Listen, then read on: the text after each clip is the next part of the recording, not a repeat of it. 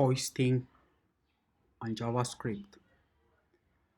Commençons avec un tout petit peu de théorie, après nous passerons aux pratiques. Donc, le hoisting en JavaScript. En JavaScript, il y a un mécanisme appelé hoisting. Qu'est-ce que cela veut dire? Le hoisting veut tout simplement dire JavaScript essaye de ramener au top certains codes, certaines variables ou soit certaines fonctions. Et c'est là, quand tu le remontes au top, cela veut tout simplement dire que ces variables ou soit ces fonctions sont accessibles.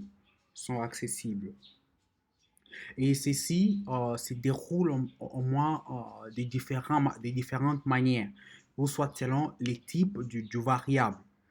Et fonctions déclaration sont accessibles au top, cela veut dire ils sont hoistés, ou soit ils sont hissés. Et le var, variable déclarée avec var, ils sont hoistés à l'indéfini. Et le variable déclaré avec let et cons, donc ils sont techniquement hoistés, mais pratiquement ils ne le sont plus. Et avec les fonctions expression, cela maintenant dépend du variable par lequel la fonction expression a été définie. Cela c'est tout avec la théorie. Voyons un petit peu en pratique. Qu'est-ce que cela signifie en pratique? Voyons en pratique hoisting. Commençons avec le fonction.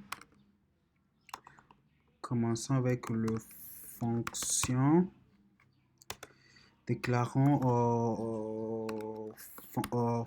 fonction. Et cette fonction, disons, ça a le nom de fonction aide. Ça va faire juste une addition. Fonction aide, et cette fonction reçoit disons A et B, et cette fonction doit retourner A plus B.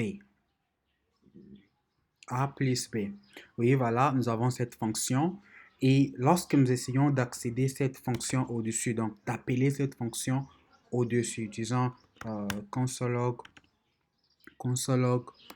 aide avec, disons, 2 et 5 par exemple. Essayons d'appeler cette fonction, d'exécuter cette fonction et voir ce que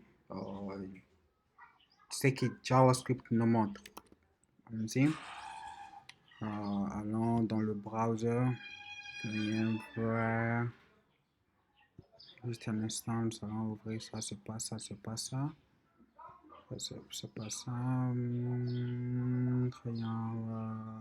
Apparemment, il n'y en a pas.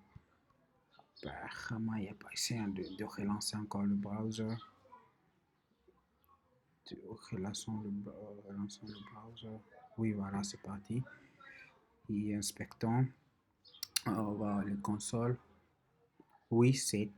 Donc, fonction déclaration sont hoistées. Pourquoi? Parce que nous avons essayé d'accéder à cette fonction avant sa déclaration. Et voyons maintenant avec var. Disons, déclarons une variable avec var, comme par exemple var my name qui est égal Serge. Et essayons de consologuer cette my name au-dessus et voir si var est hoisté. Et my name, on va voir. Donc, var nous donne undefined. Cela veut tout simplement dire avec var est hosté à l'indéfini. Var n'est pas indéfini. Lorsqu'on essaye d'accéder var avant sa déclaration, nous obtenons undefined. Ça, c'est avec var. Passons maintenant à let. Et let et cons. Let et cons. Essayons de déclarer de variables avec let et cons, voir ce que ça nous donne dans les consoles. Disons let job dev et essayons d'accéder ces jobs avant sa déclaration et voir ce que ça nous donne. Voyons, ça me donne l'erreur. Cannot access job before initialization. Cela veut tout simplement dire on ne peut pas accéder à une variable déclarée avec let avant sa déclaration. Donc, lorsqu'on essaie d'avoir job avant sa déclaration, nous obtenons une erreur. Voyons voir également avec, changeons let à cons et voir également ce que cons nous donne. Cons également nous donne la même chose. Cannot access job before initialization. Voyons voir encore les règles que nous avons vues au début qui nous expliquent un peu ce qui se passe. Nous avons dit let et cons sont techniquement hostés, mais pratiquement ne le sont plus. Ils sont temporairement dans TZD, Temporal Dead Zone. Cela veut tout simplement dire let et cons. Avant leur déclaration, ils sont dans un espace qui est mort temporairement. Voilà la signification de TZD, Temporal Dead Zone. Temporal Dead Zone. C'est ça au moins les hoisting en JavaScript. Et avec fonction expression, cela maintenant dépendrait de variable qui a été utilisée pour déclarer les fonctions, pour déclarer la fonction expression.